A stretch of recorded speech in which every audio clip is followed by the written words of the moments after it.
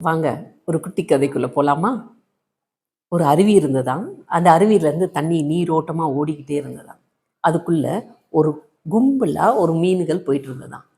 அந்த மீன்கள் அந்த ஆறோட அந்த நதியோட அப்படியே நீரோட்டத்தோட போயிட்டே இருந்தப்ப ஒரு மீன், ஏன் நம்ம நதியோடையே போயிட்டு இருக்கிறோம், ஏன் நம்ம ரிவர்ஸில் போகலாமே அப்படின்னு யோசிச்சான்.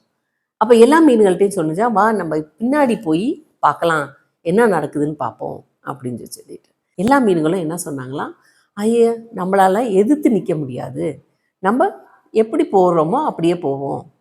It is call comfort zone.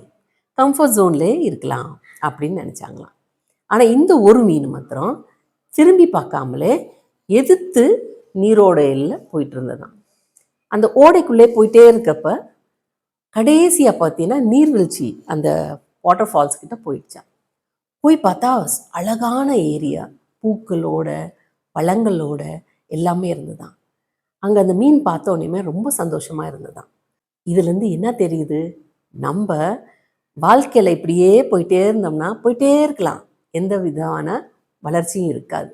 ஆனால் எதிர்த்து நின்று நம்ம சந்திக்கிற விஷயத்த சந்தித்தோம்னா கட்டாயமாக நம்ம வாழ்க்கை நல்லா இருக்கும்.